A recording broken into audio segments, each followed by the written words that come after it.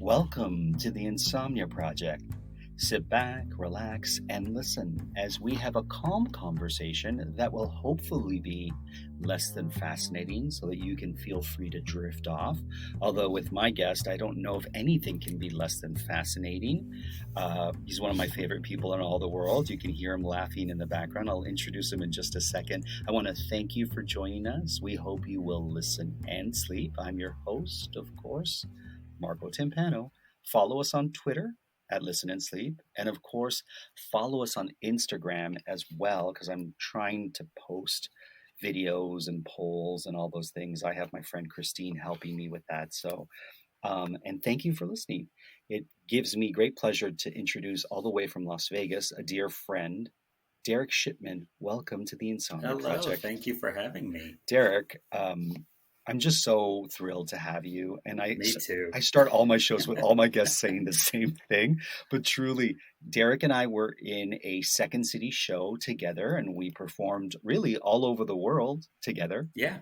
And we saw some beautiful places, some beautiful beaches. We got into all kinds of silliness. We did. And I just truly love your family as well, your parents and your sister, who I haven't met, but I know her through social media. But your folks, big hug to Janice from me. Thank you. And I'm sure they appreciate it. And your dad, of course, yeah.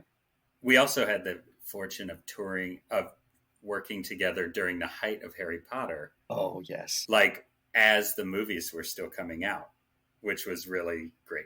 The last book came out and you and I could not read it fast enough. And we would just report back to each other on what we read.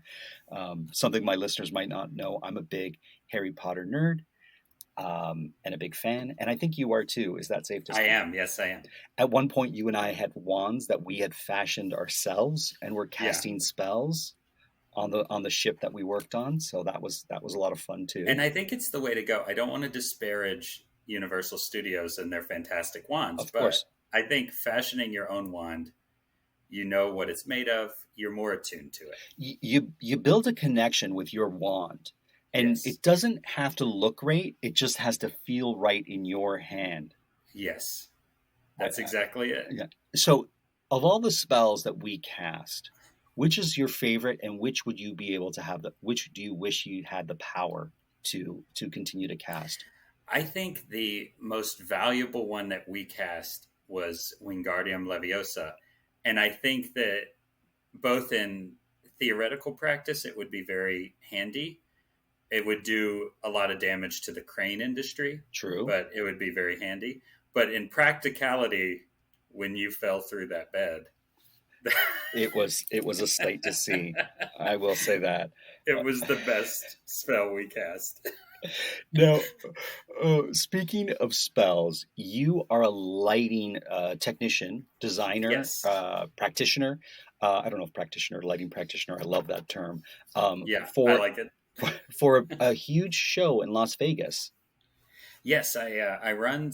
I'm a lighting technician for Cirque du Soleil's O. Commonly mistaken for Cirque du Soleil's Zero. I see. That's not what it is, or Z, as you would say. Mm-hmm. That's true. But so I run a spot, one of many spots. There's a lot of spotlights in the show. So I run one of a few different spotlights. And then I also run the console for the show, the main lighting console.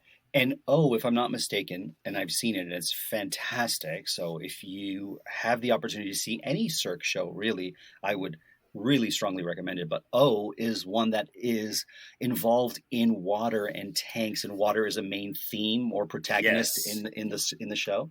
It is a 1.5 million gallon pool that is in the middle of the stage, and then these lifts that come and go from the pool to make it look like the water is appearing. So it's a very wet show. Yes.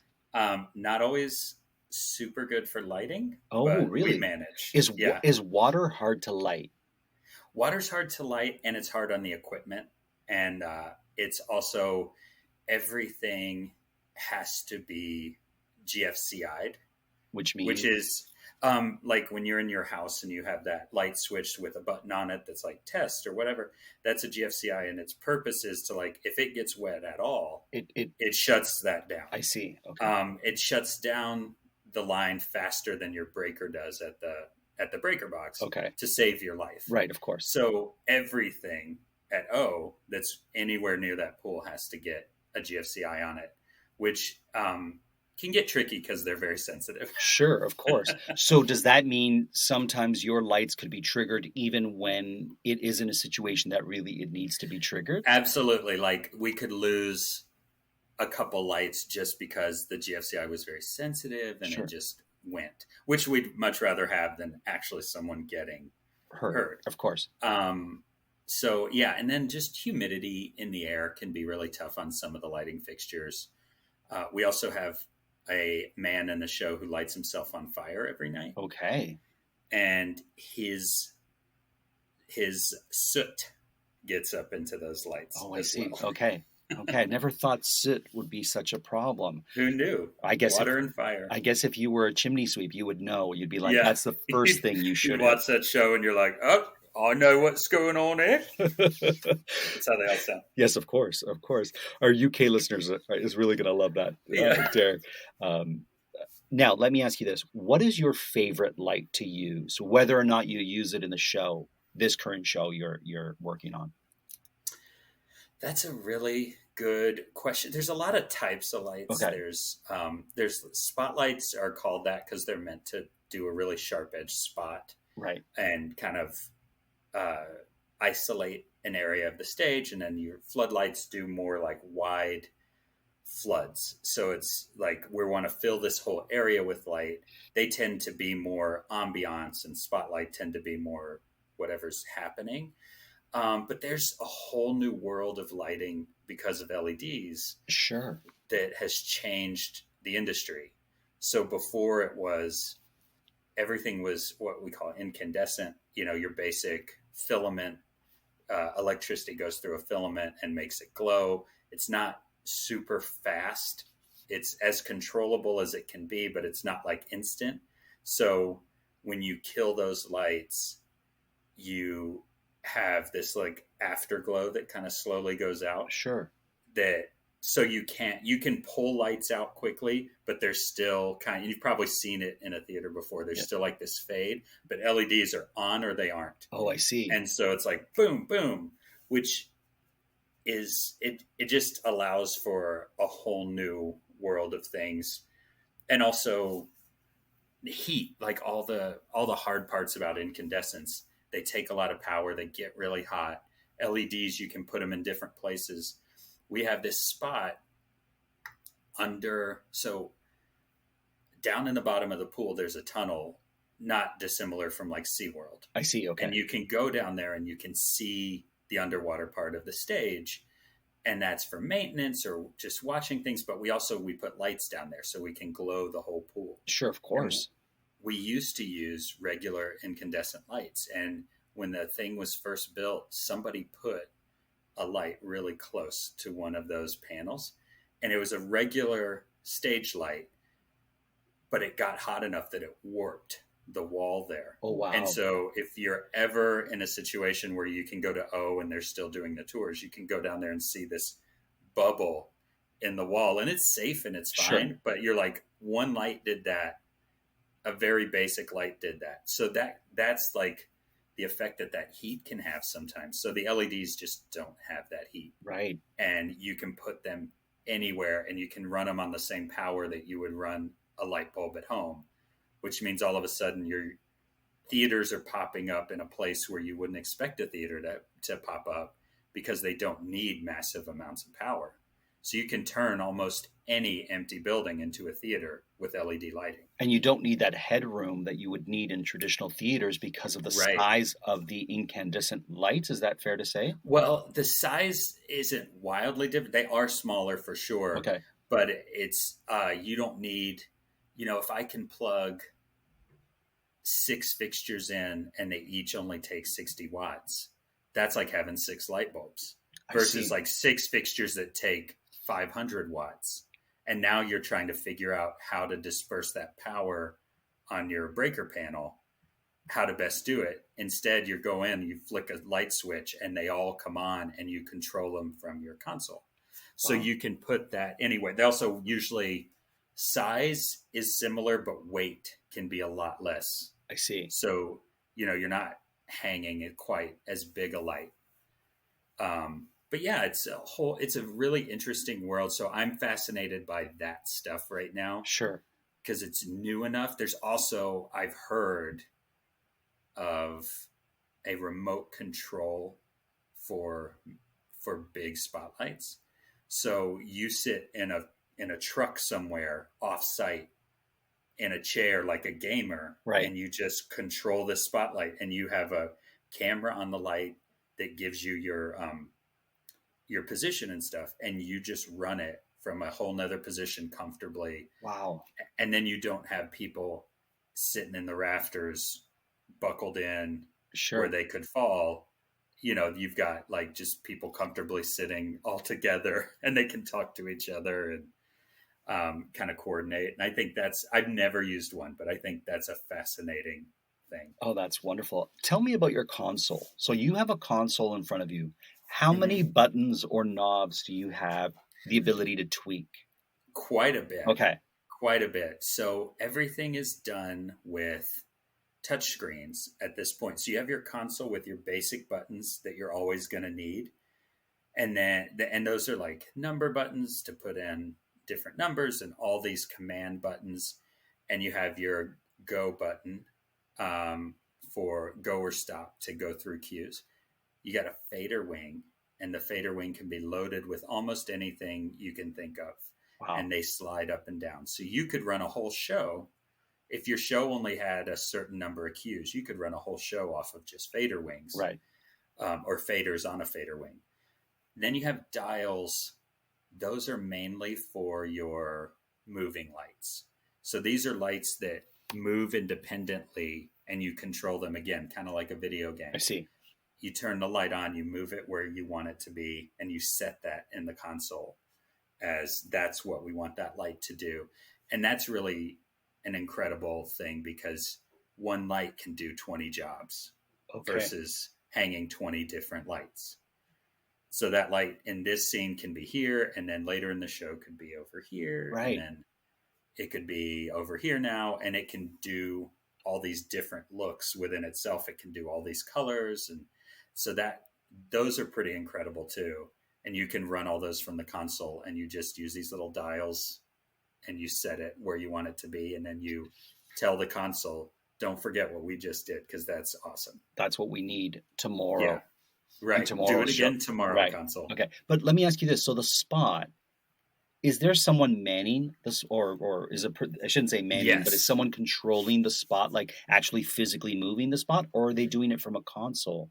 They are doing those spotlights from a person sitting at a big hot light. Okay. And they are guiding this bad boy around. Oh, wow.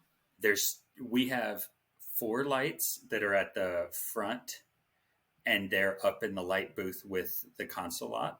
And they do all the front looks for all the characters that come through in and out. And then there's 2 lights that are on the proscenium, the frame of the stage, above, shooting down. And there's 2 lights, and this one's probably my favorite one to run, that are upstage of the proscenium, practically on the stage with the artists. And they are getting a lot of side lighting, and they're doing like little kind of trick shots that no one could do from another position. And those you feel the most part of the show, because you've got people flying past you on rigs. You've got people running under you. You've got big, like we rain on stage. There's a point where the whole stage gets covered in rain. Right. And you're close enough to it where you feel like you could almost like grab it. It's pretty cool to be back there. My goodness. Who knew this world of lighting was so fascinating and so complex and so tricky and so delightful and so artistic?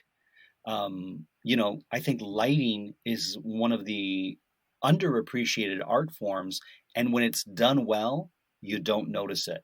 Yeah. But when it's not, you notice right away. Yes. Yes, you do. Yeah. And I've seen your show, and it is tremendous and incredible and unique from top to bottom, from the moment you sit in the theater to the moment you leave. It is truly a delight. It's definitely a big wow show. Mm.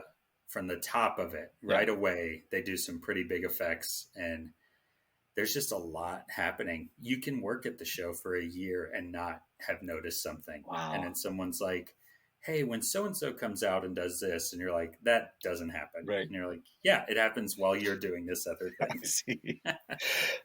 Let me ask you this. So you live in Las Vegas, but you're not from Las Vegas. No. You're from one of my favorite states, which is Tennessee. I'm from Tennessee. Yes. Jackson, Tennessee, to be exact. That's right. But let me ask you, now that you live in Las Vegas, where does someone from Las Vegas go? Because I know where all the tourists go, to casinos and all the sort of places, and they'll go see your show. But where does one who lives in Las Vegas, what do you do that might be something very Las Vegan? Las Vegan? I don't know how you say it. Las Vegan. Las Vegan. We here in Vegas, and I still don't consider myself full on. Okay. You know, you've got people who were born here. Mm-hmm. You've got people who moved here 20 years ago, and then you've got like the 10 and under people who are still figuring things out. There are a lot of really great different environments very close to Vegas. Really? You can drive 45 minutes and be on a mountaintop with snow.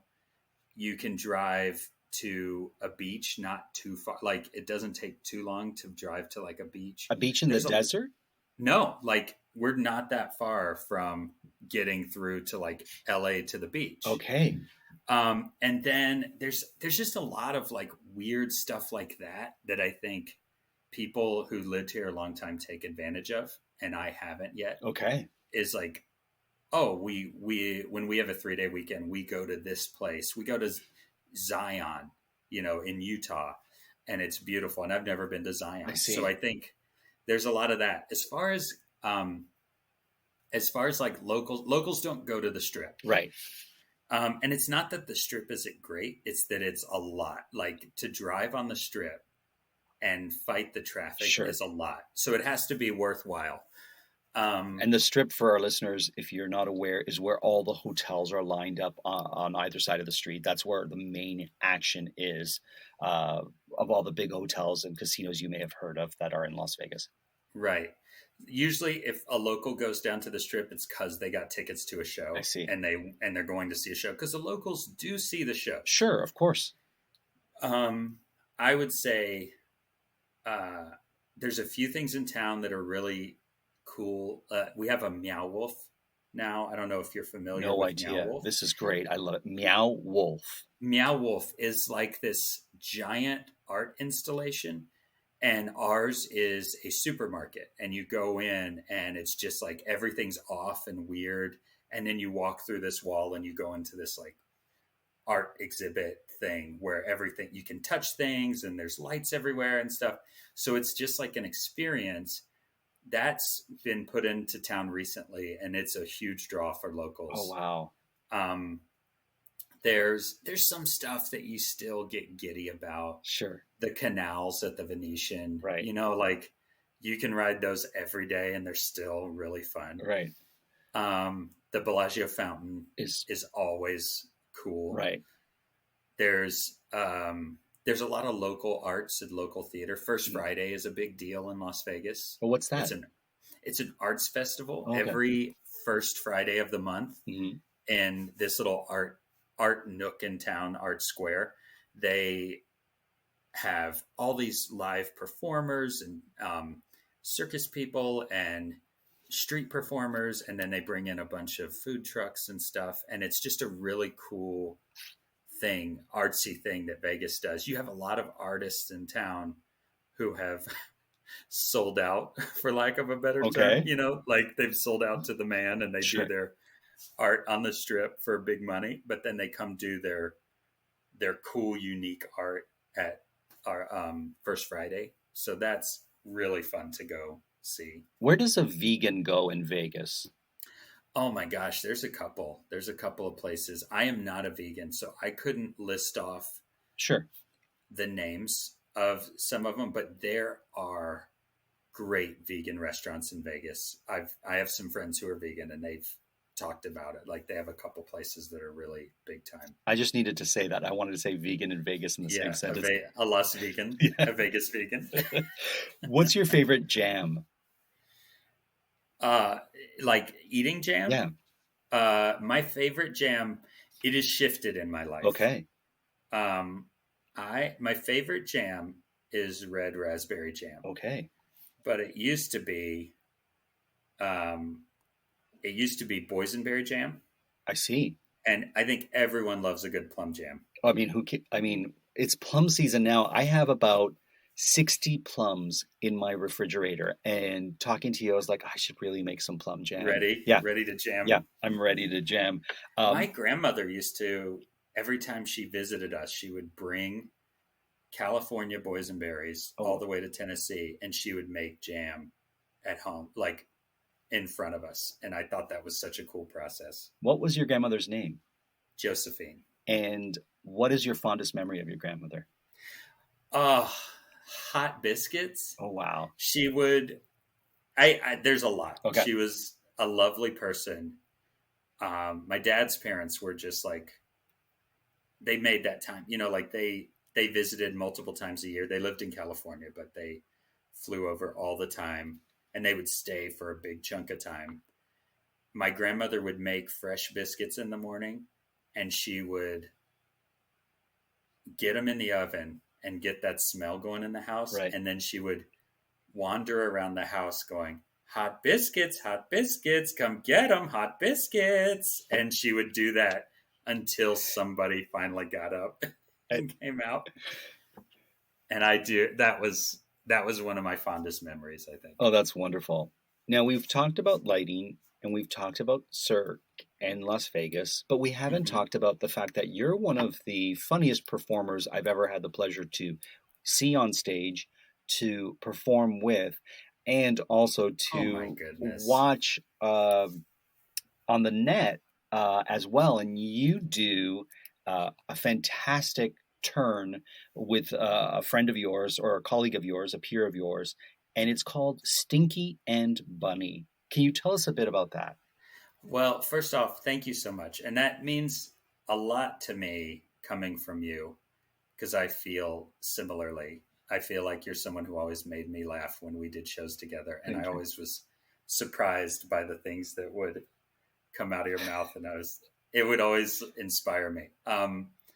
Yeah, I do this act. Darren Patura and I've known him since 2006. I moved here then as a youngster, and we met, and we did this as kind of a throwaway thing. I bought an Easter Bunny costume as a bit. Sure. The day after Easter, it had been returned to a Target department store. Yes. It had clearly been used, and it looked like someone had gotten into a street fight with it. Oh, wow. It was pretty roughed up and missing some parts and stuff. And I bought it very cheap. I would hope so. Yes. And then I wore it as a joke, because at the time, Darren and I lived together. He and his wife, I moved in with them. Okay. And I would wear it around the house as a joke. And then we did an act that was Stinky, who was this unsuccessful magician who was from a different age. And then his magic bunny, who was very unreliable. And that's you. So you're the bunny. That was me. Okay. I was the bunny. And so he would set up a trick where I was supposed to appear from this or appear from that. Sure. And I was always late, and I always had a cocktail, and I was always unimpressed with the whole experience. So we did it once, kind of as a joke, as a gag, and it was fun, and we never thought about it again. And then I left, and I did Second City, and got married and had kids. And then we moved back to Vegas, and Darren and we had always been in contact, but we of course met up, and we started a school together. And he was like, what do you think about bringing back Stinky and Bunny? And I was like, I've still got the suit. Oh, it's so great. So this is 7 years later. Wow. That we got back together, and I still had this bunny suit, and it became something we did once in a while that we really were passionate about and we loved, because we love to play together. Right.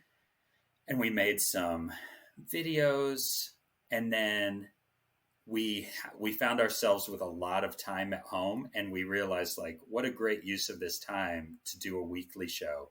So we sort of shifted gears and did our weekly interview show that you were on. Yes, I was. And we were so excited to have you on. It was so fun. It was fun.